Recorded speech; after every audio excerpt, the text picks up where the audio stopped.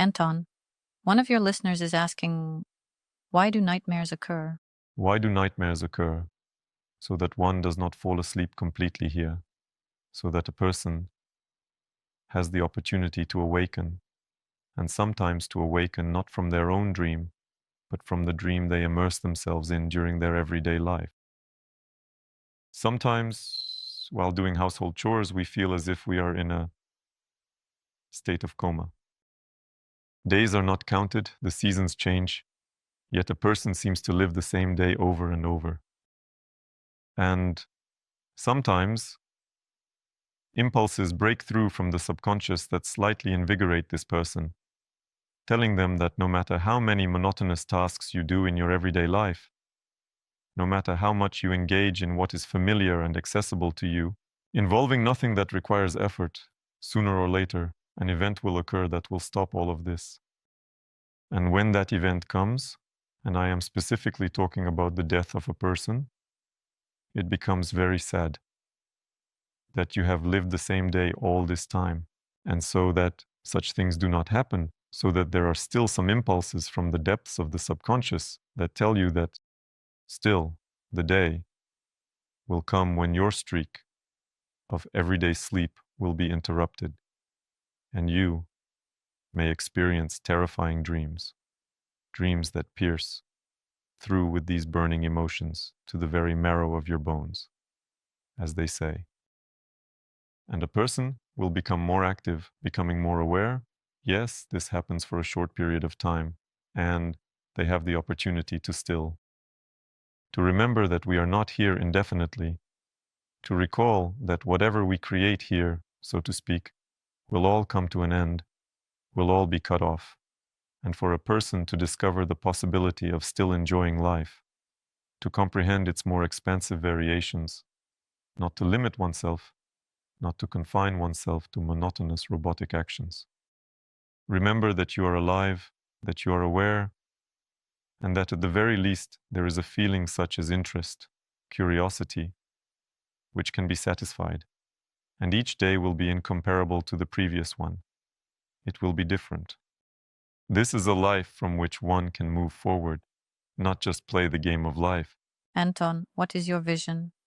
Is a dream just a fantasy of the mind and nothing more? Or can it truly carry a deeper and sacred meaning?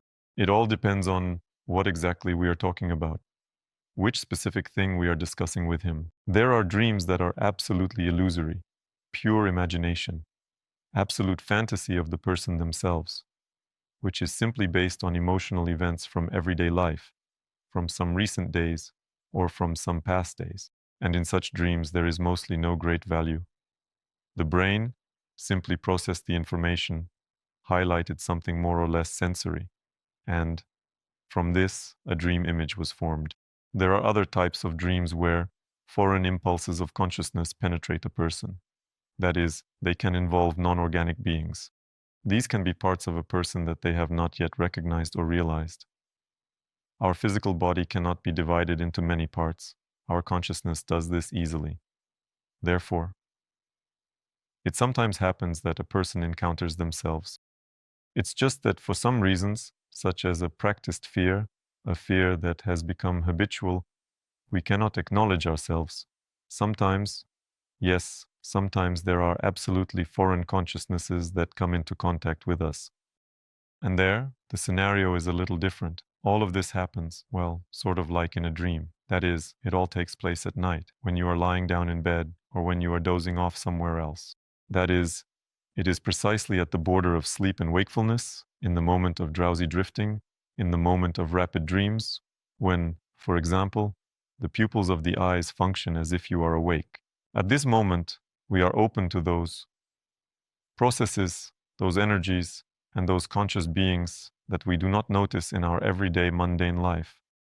And it is precisely what specifically happened to a specific person at a specific moment that needs to be considered individually. It is impossible to describe everyone with just one phrase because the process is multifaceted and there are many variations.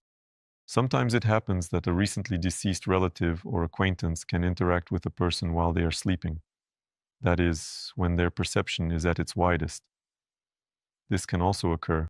And you won't guess. You really won't guess. Because inorganic beings can disguise themselves as deceased relatives. Deceased relatives may behave in ways that are completely uncharacteristic for them because there is a difference between a person when they are alive and a person when they are dead. For him, this has become an obvious fact. These are two different people, as I will say. This could be yourself, who cannot touch you while you are awake, and the only opportunity he has, that is, a part of your consciousness, is to interact with you when you are asleep. And it can simply be an ordinary, banal fantasy that has absolutely no value. The impact of some film, the impact of just emotions, some old experiences, some experiences. Therefore, no, you can't say it in just one phrase. The process is multifaceted, and it's impossible to provide a reasonable answer to such questions in any straightforward way. Can we call a dream one reality in which we can exist? Is it possible to get stuck there, for example? We won't be able to get stuck in any reality while dreaming. To do that, one would have to incapacitate their physical body, meaning to injure it severely. Only then could one become trapped in a dream, and this dream is by no means guaranteed to be completely abstract and virtual. That is, it could simply be a parallel world that we begin to perceive, or the physical body could be under the influence of some substance, for example. It is sometimes said that one can drink oneself to the point of seeing visions while awake, meaning the body is so severely affected by some toxin. Yes, this boundary starts to break down. Those who have experienced it know that it doesn't take just one day of tormenting yourself to reach this point. Therefore, if we have a normal, healthy physical body, it will pull us back. It is like an anchor. It will not allow us to get lost in the multidimensionalities of reality. But if something happened to the body, yes, that is quite possible. And sometimes people don't return from there at all, to the point that this is how some monks are excavated in a lotus position, in a mummified state. Yes, there are rumors about digging up still living bodies, but let's be honest, in most cases, these bodies are already dead. And what do you think? Are there such things as dreams? Prophetic dreams definitely exist. And here, once again, it is necessary to consider how reliable all of this can be. Whether a dream is prophetic or not, you only realize it after the event has happened. And yes, you can have hindsight thoughts about it. It turns out it was prophetic. But you no longer feel warmth or cold from it because the event happened in reality. And characterizing each of your dreams as things is also questionable behavior. But where is that very boundary? How to feel it out? It is really possible to do, but for this, one will have to spend their time on it. That is, it's not that I will say something so important right now, and everyone will immediately start determining where their things and dreams are and where they are not. No, this is understood through experience. Recently, I like to use an example like this. How do you understand how to ride a bicycle? How do you grasp that? Cannot understand. Yes, that's absolutely right. You need to take action. You need to get on that bicycle and dedicate some time to it. And suddenly, at some point, you start riding it. And explaining how you do it is sometimes not so easy. That is, you just maintain balance. You have synchronized the movement of your hands and feet, but you manage to slide off some obstacles. How to understand this? Action is necessary. Therefore, if a person wants to develop this skill, they need to work on it. You need to focus on this. Set a firm, unyielding intention that you want it, that you need it, that it is vital for your life. To remember from dream to pay attention, and possibly even to write it down, and gradually combine them with the events of one's everyday life. At some point, a realization will simply come, an understanding that, here are the nuances that show that dreams are real things. That's it. There are no other options. They do not exist. And everyone who says, I will now reveal a secret to you, and you will immediately start succeeding tomorrow, well, that does not correspond to reality. It's the same as saying, I will now tell you how to ride a bicycle, and you will immediately get on it. No, that's not how it works. Only work, intentions, and actions. There are various dream interpretation books, such as Miller's Dream Book and Freud's Vanga, which interpret reality based on events occurring in dreams. Do you think this really has a connection? Yes, it all relates to culture, traditions, and the society in which people are situated. And statistically, it is possible to identify some common points. Therefore, when a person is raised in a certain culture, similar images are embedded in their subconscious, more or less, by observing these images in their dreams. One can draw some correlation and roughly guess what they are about. However, it is still impossible to interpret them accurately, because the very process of sleep is very multifaceted, and it is not easy to say which specific facet you are currently on just like that. There are too many of these facets. Therefore, on one hand, it is indeed the case. On one hand, it can be an assistant, even a kind of tool. But this tool is imprecise. And to emphasize this, building your life around this is not the healthiest decision. However, it is also not wise to completely ignore it. Sometimes, very sound impulses and moments come from there that can greatly help you start enjoying this life. So, on one hand, yes, this does happen, but on the other hand, it is not a philosopher's stone. It is not a magical drive that will solve all your problems at once. However, it can provide guidance, and sometimes even very successfully. Let's move on to the next comment. You say that sooner or later everyone will go beyond their physics. And you say that a non-developing person crystallizes and becomes a cosmic speck of dust. How can this speck of dust develop? Not at all. That's it. Until the end of time. It's even written in the Bible for eternity. In fact, a long time ago when the Bible was not edited, so there was a sufficiently accurate description of the space where a person ends up after death. But over time, all of this was translated, edited, supplemented, cut down, and in the end, we ended up with devils, frying pans, and all sorts of things where people are chased with pitchforks. In reality, it's all nonsense. Yes, there is a space where a person ends up in the final stage of their crystallization. Once there, they have no chance of getting out at all. But there are people who are alive. There are people who practice. There are people who visit these spaces in their practices, and it's the same. As if you imagine, for example, an oven where the flame is burning in the firebox and ash falls into the ash pan. If you blow into this ash pan, here this ash rises and some of it falls back into the furnace. There it is captured by the currents that go into the chimney, and those particles go somewhere. And here there is a similar analogy.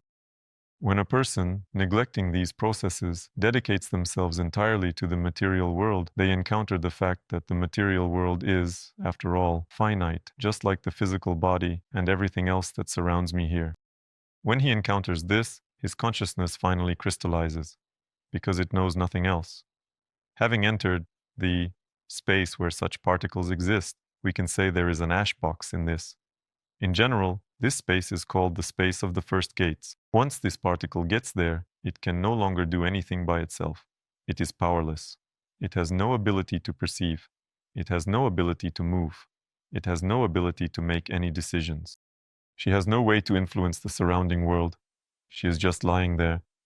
But practicing people, those who visit this space for their practices and personal development, they raise the dust of these particles.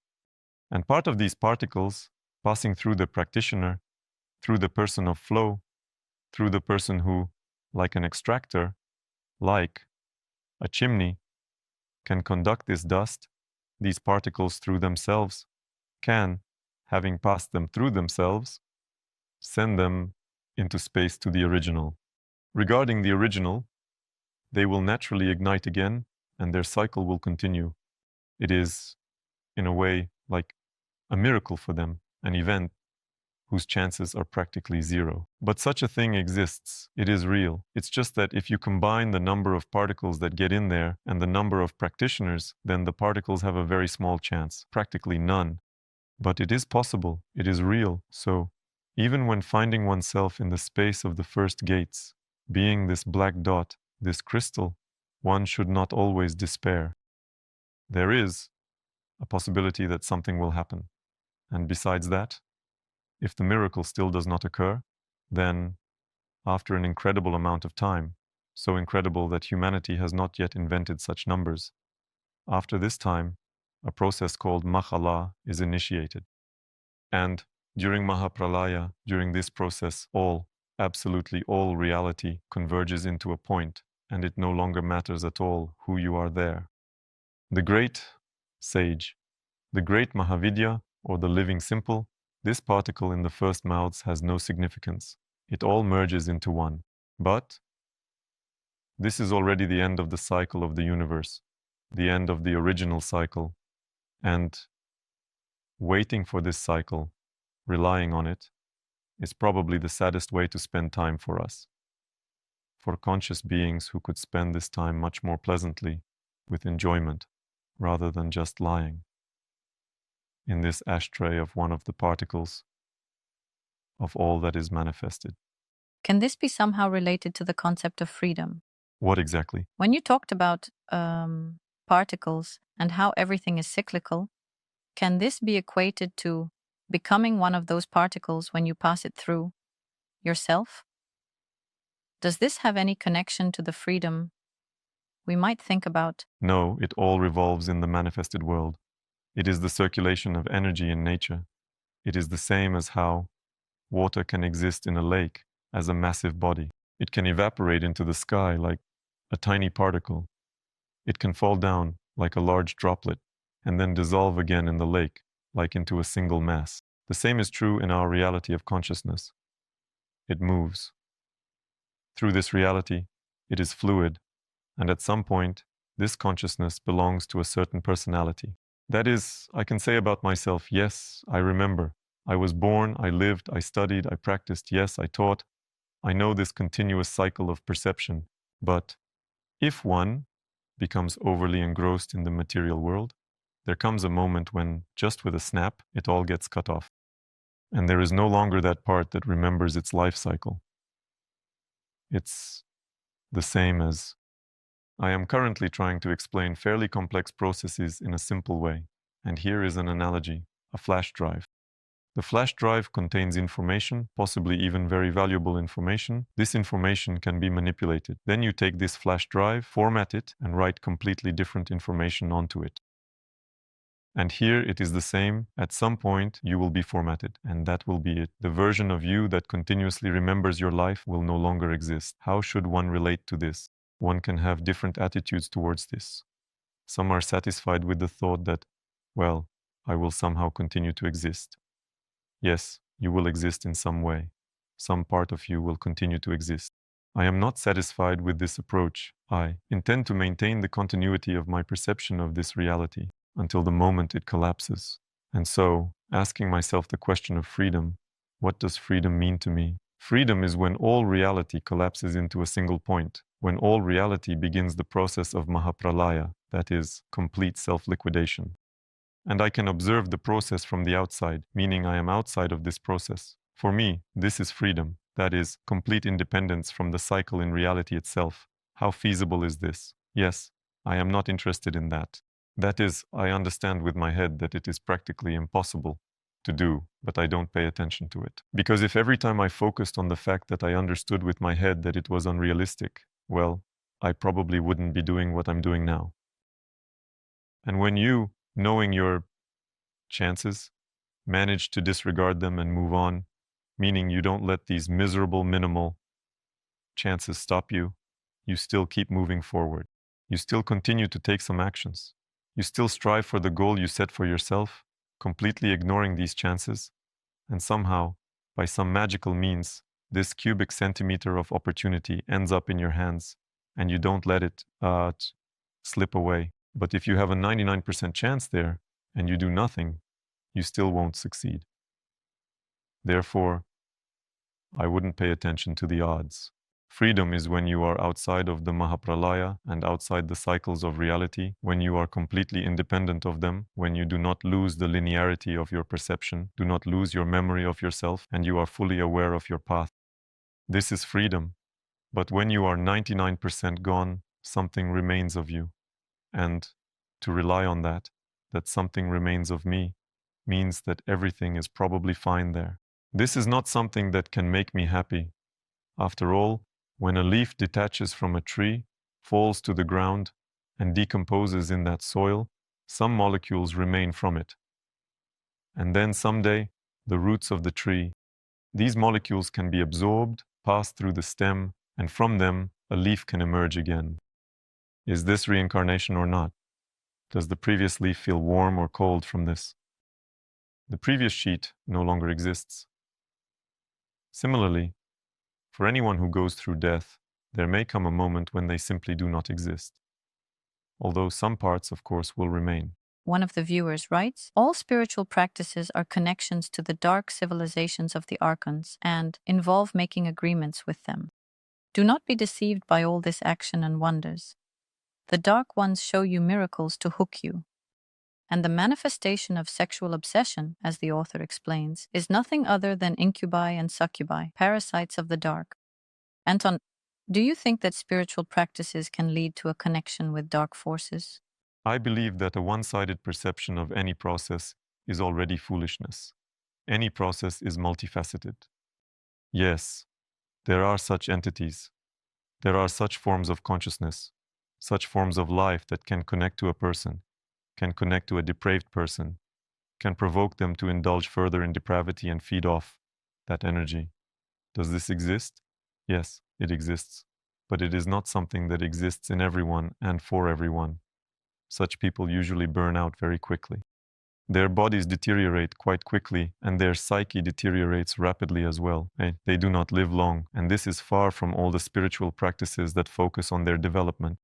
These are far from all the people who simply engage in sex without any spiritual practices. Well, you can't say that everyone who is like that is treated this way. No.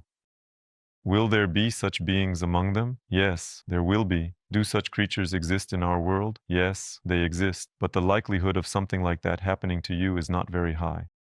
And in my observation, from my experience, a person first opens up such an opportunity through their actions and deeds, their thoughts, and their way of life, and only after some time of rather questionable life, questionable from the perspective of the person's behavior and actions. Only after some time does the essence begin to cling to a person. And when she has already clung to him, when she begins to parasitize on him, yes, she strives not to let the person out of these states, but a person enters these states on their own. They themselves open up this possibility. It's the same as when you can first injure your body, get an open wound, and only after some time will parasites start to inhabit that wound. Parasites do not come and cut your skin with knives. They do not have the strength to do that. The same goes for these succubi, incubi, and other forms of these beings. They cannot do anything to us if we are doing well. They cannot even come close to us if we have at least a little warmth in our hearts. They can do nothing to us if our psyche is stable. And only those who have already harmed themselves, those who have already corrupted themselves, can fall under the influence of such entities. No other way. And I can also add that nothing happens to a person for no reason. If something has happened to a person, it means that, at the very least, they have already deserved it. Yes, I messed up and received such a reaction from the surrounding reality. How can one understand and feel the boundary between spiritual practice and connection with the higher self and potentially dangerous interactions? Here we will simply, in essence, invent designations for words. That is, we will develop terminology. Where is spiritual development? Where is the connection with the soul? I can say that spiritual development and the connection with the soul are one and the same. I can say that spiritual development and connection with the soul are different processes. Spirituality is about morality, proper behavior, standing up for good, for everything. I can say that a spiritual person is someone who sees absolute harmony, who understands that the world is perfect, and if they change anything, it is only themselves. It's quite a multifaceted situation. But personally, I perceive spirituality precisely as awareness. The reality, as it is, the absence of attempts to impose one's positions on the Creator and to declare the Creator wrong. And the manifestation of spirituality is, without a doubt, love. That's how it is for me. Although I fully understand that for some other sources, spirituality implies proper behavior in society. For me, spirituality and proper behavior in society are somewhat different processes. The comment mentions sexual obsession as a connection to dark parasites. If we consider sexual addiction at the level of energy, could it indicate the influence of dark entities on a person? No, absolutely not. So this is not related at all. It is not related at all. Mostly, people who are addicted to sex are quite cheerful, fairly powerful individuals who have businesses, are constantly involved in various activities, and who take events very lightly, events that would overwhelm another person completely. These are people who enjoy life in most cases. Because if a person is weak, if a person is embittered, if a person is constantly negative, then their energy contracts. He has nothing to engage in sex with anymore. He feels empty, and such people often take several weeks to recover after sex, especially men. For women, it works a little differently. This also happens. Or again, if we take the female body, specifically its function as a structure, then when a man and a woman engage in sex, a lot of energy enters the woman's body during the man's orgasm. In other words, it is essentially like a kind of doping, an external resource, like gaining more than what you had before. Why does this happen? Because she needs to carry the fetus.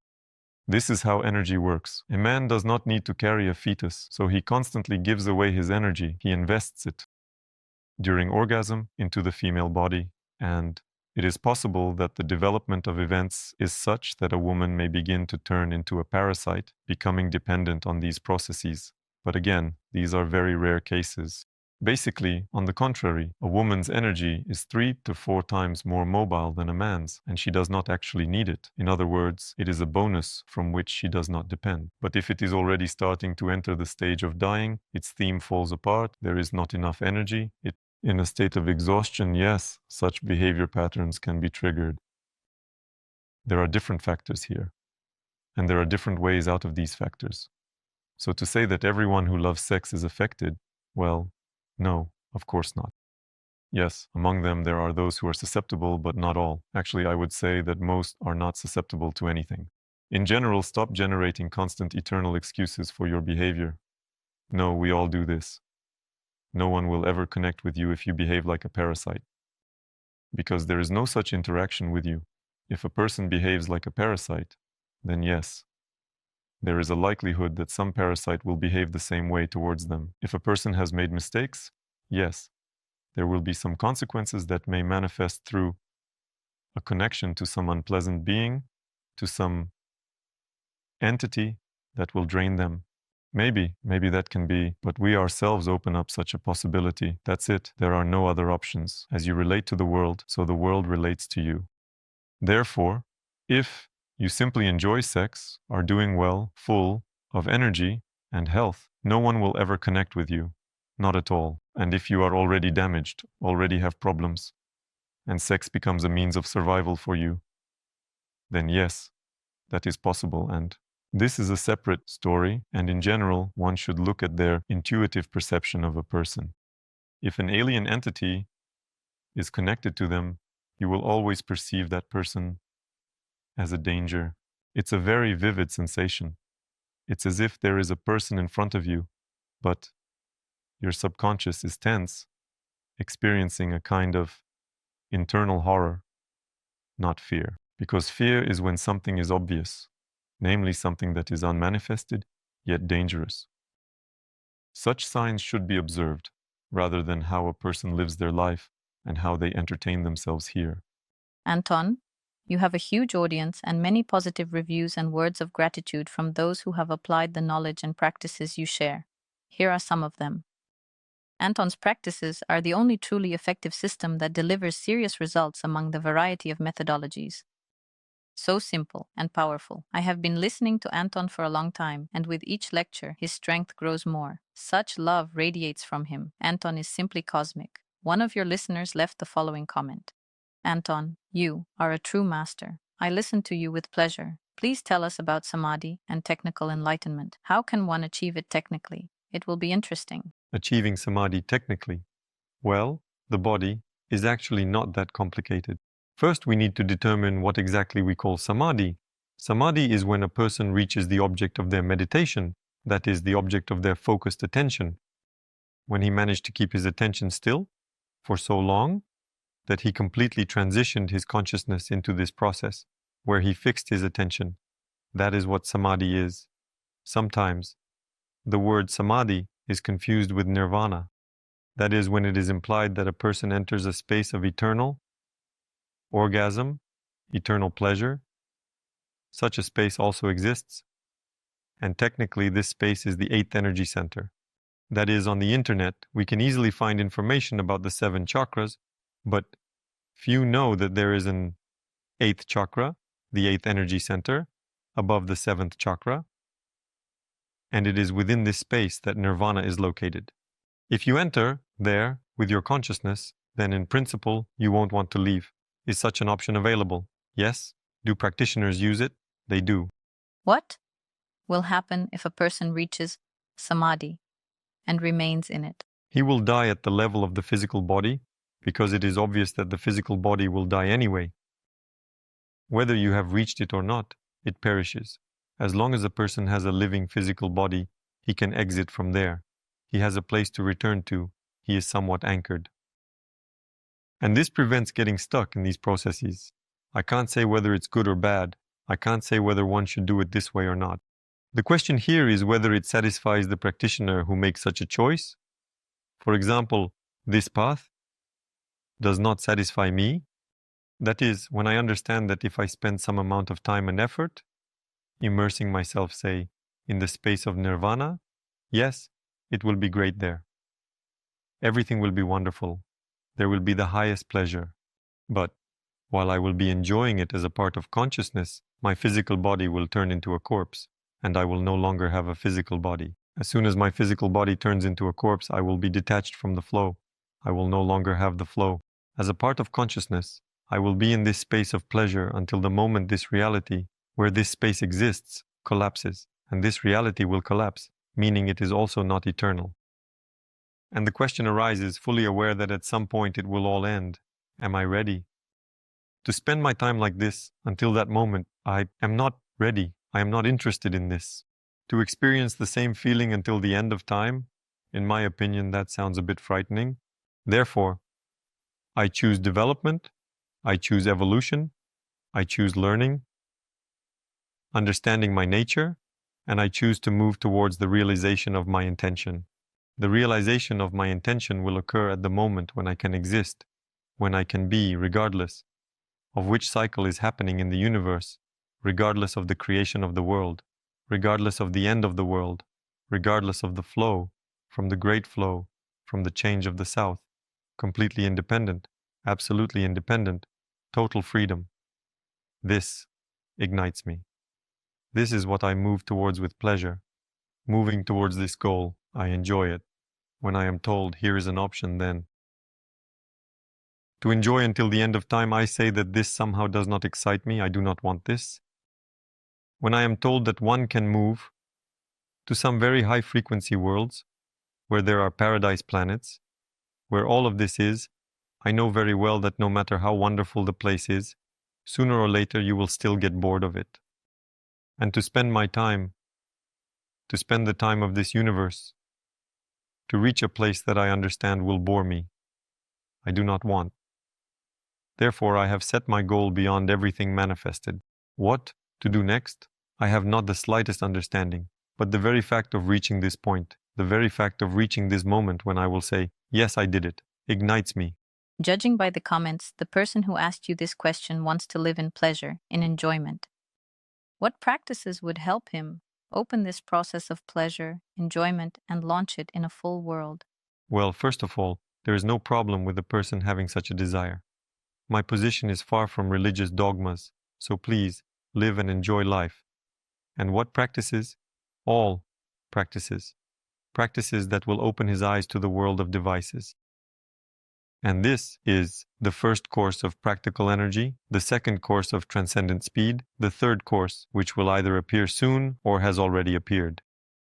It is all knowledge about oneself, about one's nature, and the more a person knows about themselves, the more their ability to perceive these processes, to perceive energy, to perceive extrasensory perception, the easier and freer they achieve all their whims. Absolutely. easily realized are some things that are even potentially not in this life.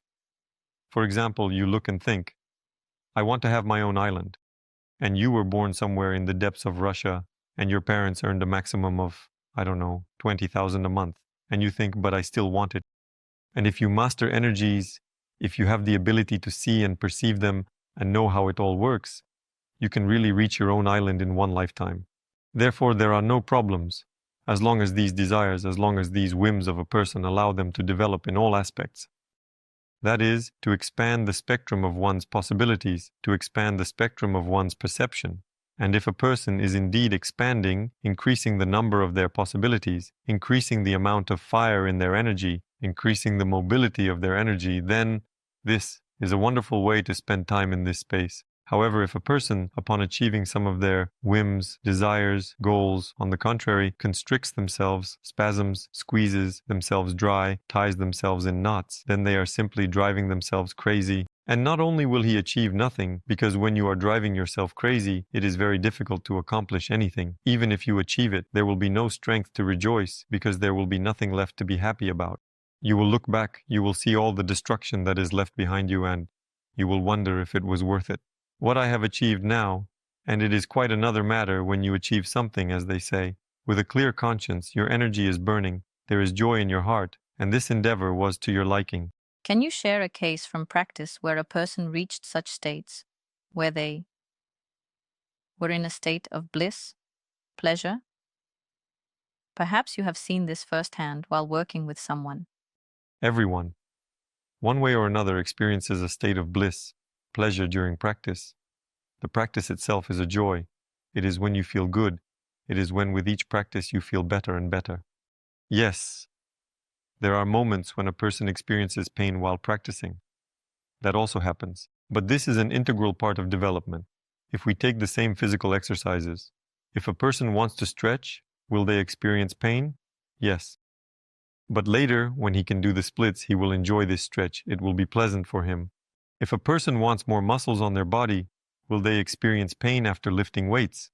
Of course they will. But after some time, he will enjoy doing it when he starts to see some basic results, and his physique will adapt to it. The same goes for energy work.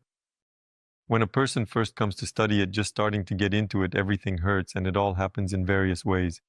But when it starts to gain momentum and ignite, it is an incredibly enjoyable pastime to observe one's energy.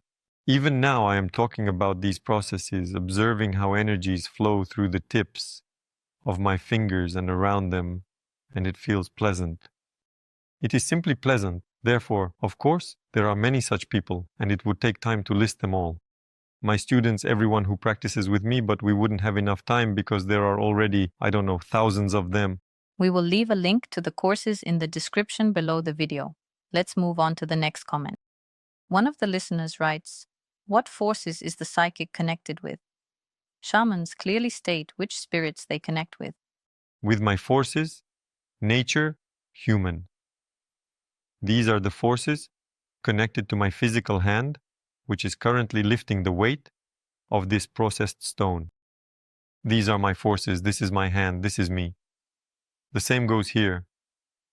I have a physical body, I have my mental body, that is my personality, temperament, character. I have an energy body, and with my energy body, I demonstrate settings for these processes. I show energy, I influence, interact with reality, I conduct practices, I live, I engage in some processes unrelated to practices. It's all intertwined in my life. This is the area, this is the body of the second attention, you can call it that. This is me, therefore, the source of all this is me. Okay, is it correct to say that the development of extrasensory perception is a connection with one's true self, while the connection with spirits is something else, something different? How can this be characterized? It is very difficult to call a spirit an alien consciousness as oneself, but at the same time, it is not something catastrophic. For example, if we take a business, it is obvious that there is a person who performs one function, and there is a person who performs another function, and there is a person who controls the previous two. So it is a kind of symbiosis, and no one questions why one person does not do all of this. It's the same here. If some practicing shaman says that I am not alone, that I work with spirits, I work with other forms of consciousness, then so be it. Let them work. There are no problems. Let's take magic, where directly in the rituals, directly in the spells, the beings that come are again specified. There is support from the magician who performs these actions together with him. It exists. And why does it work? It does work. Yes, it works. Why? And why should it not work? Well, is it related to belief in it? Or are there really spirits that There are spirits, you can... summon them? Of course, there are spirits, there are inorganic beings, there are various forces, there are demons, let's call them. Just like there are suras and asuras, we won't delve into that right now, but there are suras and asuras. Of course, one can appeal to all of this, interact with it, negotiate, and establish some mutual benefit. They also need benefits. They won't do it just for the sake of it. And based on these agreements, why not move forward? Easily, it's just that I don't use it, I don't need it. I don't want to be dependent on some spirit. I don't want to submit to some being. What's the point? I have understood my nature and realized that human nature is so colossal that it doesn't need all of this. The other thing is that this is my path. This is my choice. And to achieve this, well, to be honest, I spent a huge amount of time. It is much easier to summon some being that will do something for you. Yes, it will still take a toll from you. Well, when that happens, I don't even notice how it occurs, and I'm fine as it is. Some people are okay with that. I'm not, because I sometimes see it clearly. What toll do these beings take? They take your life force. That is, you pay with your life force for the benefits they bring you. For me, this is unacceptable. I see my nature, which, yes, is not easy to reach. Yes, practice is required, but when it becomes conscious for you, it's actually funny. Running around begging for some trinket. So, can you still sell your soul to the devil? You know, in my opinion, this is still an abstraction. Because no matter how much I have roamed the expanses of the universe, no matter how many times I have encountered various forces and conscious beings, I have never come across a being that fits the description of this Satan, the devil. It simply doesn't exist. Although I have explored in all possible directions and variations, it is not there. Therefore, I still believe that this is just an allegory, and there really is no such being. That is, essentially, there is no such division between good spirits and bad ones. It is, in general, a unified something. If we want to divide them, we can always do so.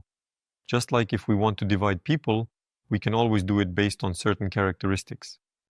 To say that these traits are bad, while those traits are good, moreover, other people may highlight different traits.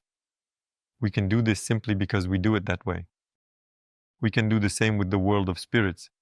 I find such division uninteresting because when any sane practitioner sees the lines of the world, let's call them the threads of Devi, it becomes obvious to them that everything is one.